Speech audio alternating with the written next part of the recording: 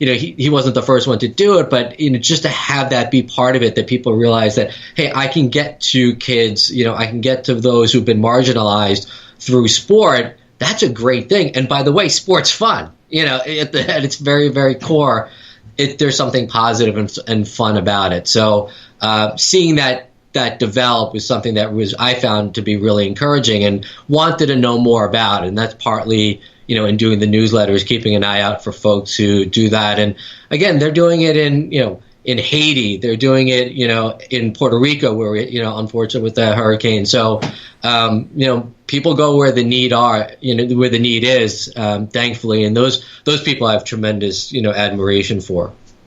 Yeah, and by the way, for our listeners, if you're interested in finding some of these groups under the organizations tab on sportsdoinggood.com, there's got to be, I'm just looking at 200. Yeah, right. An easy 200 links you can click on. Just a full range here. If there's something you want to be a part of, expose your students, your athletes, whatever it may be, another great resource right there. And speaking of students, I wanted to ask, so what are some of the messages that, as you teach your students, and have they changed? It's a two-part question. I'll let you do it any way you want, but has it changed since getting into the blog and on how you deliver your messages and the type of issues you bring up in class?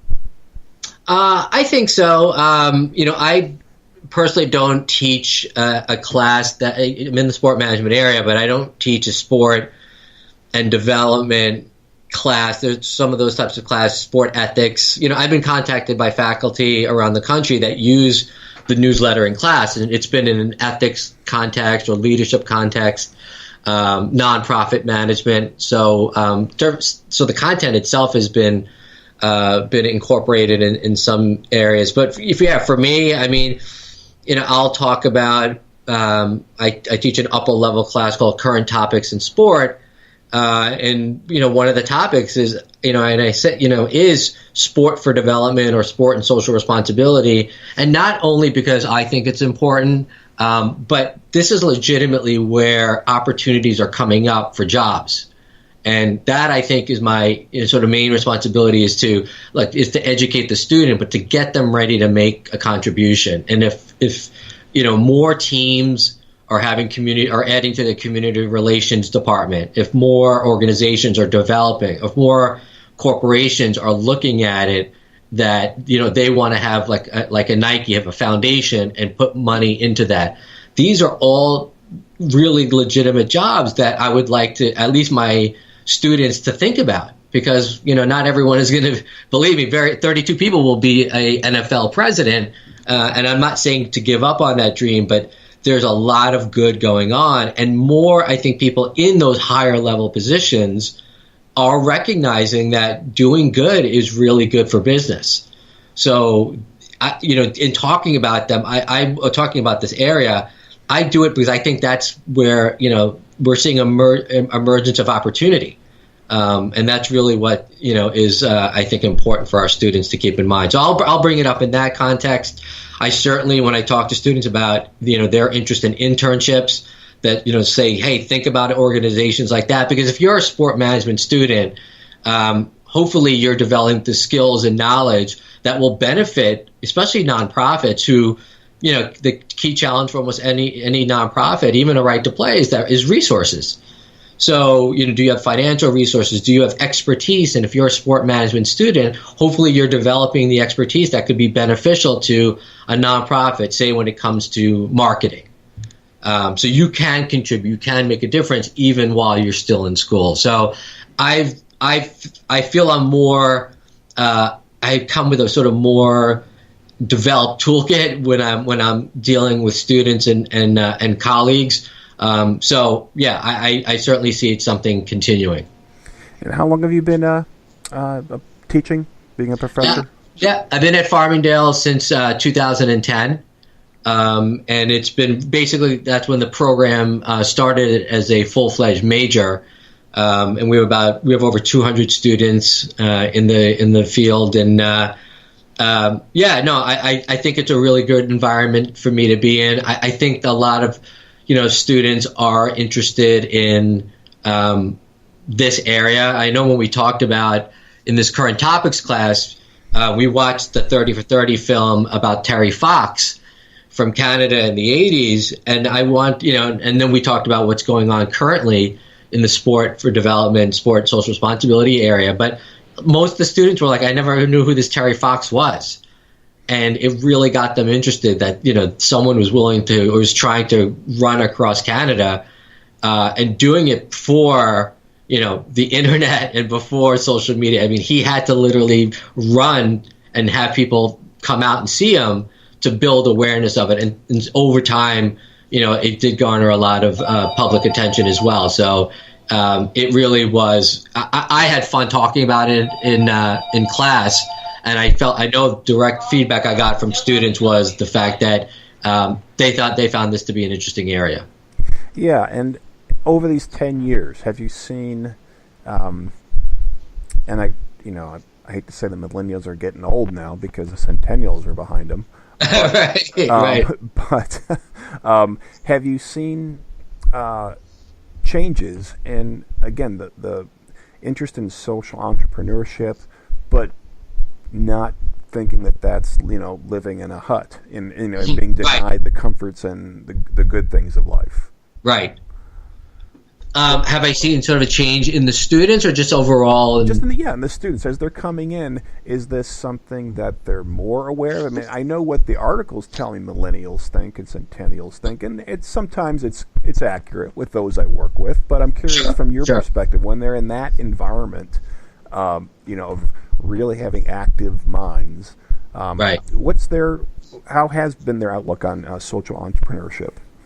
I've certainly, there's students that when I talk to them about it, or if you talk about it in class, that, I've had several students, over the years, and probably more, in the last few years, say like, hey, can you talk to me more about, that nonprofit area, because and oftentimes they'll say, I'm interested, or I used to be a mentor, or these students are involved or interested in coaching in some way, whether formally or, in terms of a career or just doing it, when they have their own kids or even before they have kids. So I've definitely seen more. I haven't documented anything in sort of surveyed it, but I've definitely noticed more interest in terms of more students being interested in it. And then for those who are interested, a deeper interest in it, and looking at this as this is the possibility for me from a career standpoint. I'm going to look into this a bit more, especially, when you could say, students will say, I absolutely want to work for the New York Yankees. And, that's their dream. And again, I say, don't give up your dream, but what does it mean to work for the Yankees? I mean, if you're doing community relations for the Yankees, you're working for the Yankees, and you're doing something that they obviously find important as well. So, again, it's catering to a little bit of the, hey guys, you're going to need to do something after you graduate. Here's an interesting area. And either to go into full time, or if you do become an executive at one of the leagues, that you have an appreciation for the great work that's being done in that sport for development area. So just having more people be sensitive to it. I've noticed it just on my sort of day to day. And that's great to hear. And I suspected it because, again, it's almost a complaint that we'll hear that the millennials are wanting too much in terms of a thoughtful work schedule and being developed and wanting to do something for the environment, society, and so forth. I don't know that they want to do it any more than the rest of us did. I think... well, I guess give us some credit here, us older guys. That we're not getting in their way, and they're and they're making noise because someone's willing to listen. Whereas you did kind of have to do on the sly 20 years ago that you could do those things, but you don't make a big deal about it. Go do some good in the shadows while you're helping people on the job. So it is nice to see that changing. And I told you this would happen, but we're getting to the last 5 minutes of the hour. Anything else you want to? Again, this has been great hearing about. Again, this is so much more than a newsletter. It was great to get into what social entrepreneurship is. Is there anything else that you want to bring up? Any events that or other people? Again, we've given a few good plugs to Right to Play and others that you want to bring up here. Some of the, I'd mentioned, I'll tell you some of the places that I regularly go for to read stories, whether I use them in the newsletter or not, is Beyond Sport, sportanddev.org, which is out of Switzerland. Laureus is good. Good magazine as well. Good news network. So there are places definitely that are, and I will pull articles oftentimes from an ESPN.com or an SI.com. So it's not, I don't want to give the impression that it's only small sort of media companies that are doing it. The biggest and the best of them are, and they, again, they do a positive story about someone overcoming an obstacle or a challenge in terms of their, life. You're going to read that in SI. Right, and the writing obviously is oftentimes top notch, and many times I see that at ESPN.com as well. Their undefeated section is great. ESPNW, for their women's sports, is great. So I definitely, and if anything I can do to sort of promote these places, I do, and that's why I link back to the story, because look, this is where it's coming from. And so USA Today, for example, we'll often find, some great stories. So I've never had, and this is what I tell people, I've never had a week where I'm like, God, I need more stories. And so that's been good. For me, it's about trying to limit it to 10, and so that we can, so I can get out there again, as I mentioned before, make it manageable for folks to read. But if I can ever be a resource for your listeners, to look, to be connected to some of these organizations. I don't know someone at all of them, but I've been able to benefit by sort of enhancing my network. It would love to be able to connect folks who are trying to do things. There might be some overlap or some convergence. So be happy to sort of help out if I can. Excellent, and that is again what we're here to do. Like I say, it's an easy 1 hour chat we do here, and the point is to draw people into the connections that we have so they can find other ways to get some satisfaction and to give it to others. So I think we're going to end it on that one, Saab. This was, again, a great show, and I hope you'll come back on, because in 2018 we're going to be doing some short panel chats, and I think maybe with your network we can just have some shorter discussions on one topic that I think everybody will like to have. Be happy to do that. And thank you very much for the opportunity. I sincerely appreciate it. Absolutely, and we'll have you back on again. Thank you. Okay. Take care, Dave. Okay. And everybody, this will be the last show for 2017. This is 33 in this first year of Making the Play. It's been wonderful. Going to take a couple weeks off for the holidays, and I hope everyone has happy, relaxing holidays. So take care. Thank you. Well, I started out down a dirty road. Started out all alone.